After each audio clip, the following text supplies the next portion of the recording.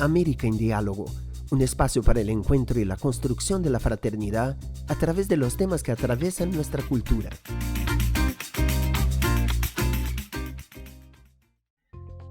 La pandemia ha puesto en evidencia diferentes problemas relacionados a la educación en la región, entre ellos la dificultad de acceso a Internet, aumentando de esta manera la brecha digital ya existente.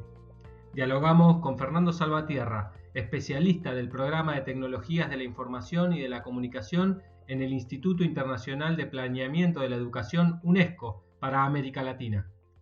¿Cómo es el papel de las tecnologías de información y de la comunicación en América Latina?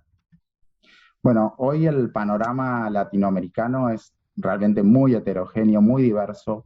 Hay muchas brechas todavía por delante, ¿no? Y si miramos toda la región, lo que vemos es que Latinoamérica todavía tiene mucho trabajo para hacer a nivel estados, ¿no? Desde el IPE UNESCO, nosotros hace años que venimos trabajando, tratando de impulsar el rol especialmente de las tecnologías en la educación, sobre todo porque vivimos en la sociedad del conocimiento y en esta sociedad del conocimiento el acceso a la tecnología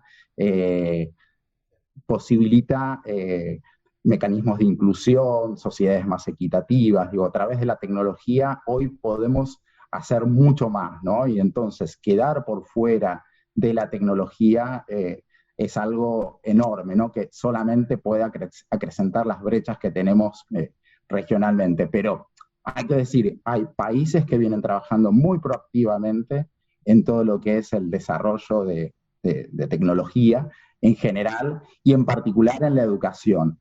Pero al interior de los distintos países también hay distintas brechas y distintos niveles de apropiación de tecnología y de los actores. Puntualmente, ¿qué políticas públicas se observan para contrarrestar esta brecha digital? Bueno, si nosotros miramos hacia atrás, vemos que sobre todo en el primer inicio, ¿no? en el periodo del 2010-2015, hubo como muchas políticas enfocadas en apuntar a la extensión, por ejemplo, de la conectividad, en llegar a que las escuelas, por ejemplo, estén conectadas. Se desarrollaron a nivel nacional en muchos países programas de dotación tecnológica, también programas para formar a los docentes, algo que es algo crucial, ¿no? O sea, la formación de los docentes es algo clave en todo el proceso, ¿no? de tecnología en educación. Pero en los últimos 5 años, en muchos países lo que se vio es como un stop, se generó una situación donde todos estos avances que se vieron al inicio de la década se fueron deteniendo, ¿no? Por la inclusión de nuevas políticas. Y esto se vio como, y se dejó muy en evidencia con el tema de la pandemia, ¿no? Creo que hoy la pandemia justamente lo que permitió es darnos cuenta de todo el camino que tenemos por delante y que tenemos que retomar. Si no fuera por la tecnología, las pérdidas que tuvimos en educación fueron terribles. La tecnología permitió sostener de alguna forma el vínculo en un escenario que obviamente que fue de emergencia, pero también dejó ver todas las necesidades y todos los pendientes. Y lo que nosotros estamos tratando es de impulsar y de volver a instalar el tema de las políticas como una política, sobre todo de Estado, que trasciendan los gobiernos. ¿Cuál es la diferencia entre lo que es la utilización de la tecnología dentro del aula, la educación a distancia y lo que es la educación en un contexto de emergencia?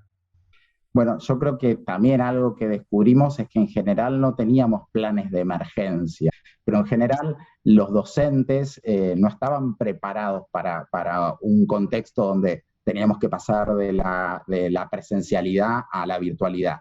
Con lo cual se generó un debate muy fuerte en el mundo de lo académico en el que digamos, lo que vemos es que esta no es un escenario ideal de educación a distancia. Obviamente que uno podría desarrollar planes muy específicos de educación a distancia prácticamente en todos los niveles, pero esto no se puede hacer, no hubo el tiempo para hacerlo. De hecho, fue sorprendente en general las respuestas que dieron los estados en general en América Latina, que fueron bastante rápidas para tratar de reforzar todas las redes, lo digital, en algunos casos la liberación de datos para el acceso desde los dispositivos móviles. Pero volvemos a decir, esto es un escenario que nosotros podríamos denominar como un escenario de enseñanza de emergencia, ¿no? Algunos hablan de enseñanza remota de emergencia y no educación a distancia, que es muy distinto. Y en general también lo que uno ve es que el panorama es muy diverso. Ha habido programas más a nivel nacional que se fueron complementando, pero no todos los docentes estaban preparados para poder apropiarse y diseñar estrategias tecnológicas. Si además incluso sumamos que no todos los alumnos están conectados y que hay diversos tipos de conectividad, o sea, el panorama se complica más. Y esto también es algo como muy paradójico de nuestra región. Incluso en zonas urbanas donde la conectividad es totalmente posible, hay unas diferencias enormes, ¿no? Y hay zonas donde la conectividad y los problemas de conectividad son muy pobres. No es que estamos hablando solamente de conectividad en zonas alejadas o rurales, donde es muy difícil llegar, ¿no? O sea, esto también forma parte de la complejidad de nuestra realidad latinoamericana. ¿Cómo se hace para que el cumplimiento de ciertos objetivos de la educación no quede librado a la creatividad individual de un docente, sino que esté realmente acompañada de un plan colectivo? Esto es probablemente el mayor desafío. Si esta pandemia lo hubiéramos tenido hace 30 años atrás, hubiera sido muy difícil poder sostener, ¿no? La tecnología queda claro que posibilitó cosas que en el pasado hubieran sido imposibles. Pero vuelvo a hacer énfasis en que es un escenario de emergencia, ¿no? Tenemos que ser flexibles a pensar que no va a ser lo mismo, no porque la tecnología no permita, sino porque es muy difícil cuando uno, por ejemplo, piensa o desarrolla un plan de educación a distancia. Esto lleva mucho tiempo, mucho trabajo interdisciplinario, y no es posible desarrollarlo en el brevísimo tiempo en el cual pasamos de lo presencial a lo virtual. Entonces, yo creo que esto va a formar parte de los desafíos y de las lecciones aprendidas. Yo creo que a futuro también la región va a estar más preparada para situaciones de desconexión, ¿no? de la presencialidad. ¿Qué otro desafío puntual se puede remarcar de aquí en adelante? Yo creo que el desafío es justamente mirar hacia adelante y volver a instalar el tema de la agenda de las políticas digitales como desde una perspectiva de derecho. O sea, hoy es fundamental, por ejemplo, hay un marco que tenemos sobre la universalidad de Internet. Hoy es necesario que Internet llegue a todos lados, que podamos retomar los planes nacionales de formación docente, que esto pueda estar nuevamente en el centro de la agenda de la formación de los docentes, digamos, en función del cumplimiento de la Agenda 2030. Este es probablemente el desafío que tenemos en los próximos 10 años. Hay países que vienen haciendo las cosas muy bien, tenemos casos muy interesantes en la región de cómo vienen trabajando, cómo lograron construir políticas de estados que vayan más allá de los intereses de los gobiernos, y creo que hacia ahí tenemos que tender como región, ¿no? Esta virtualidad organizada con políticas que apunten a la educación a distancia, ¿puede suprimir a la presencialidad?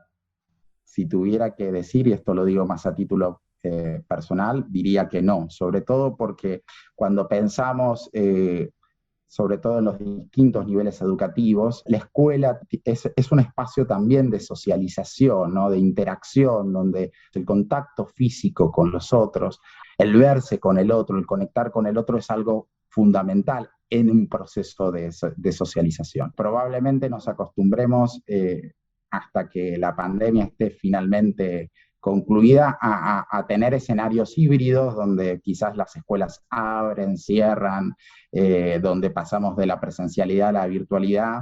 Lo que también aprendimos es que tenemos que hacer todo lo posible para tratar de sostener la presencialidad, ¿no? Y que en todo caso que la virtualidad venga a complementar o aportar. América en Diálogo es una producción de Ciudad Nueva Latinoamericana y Caribeña.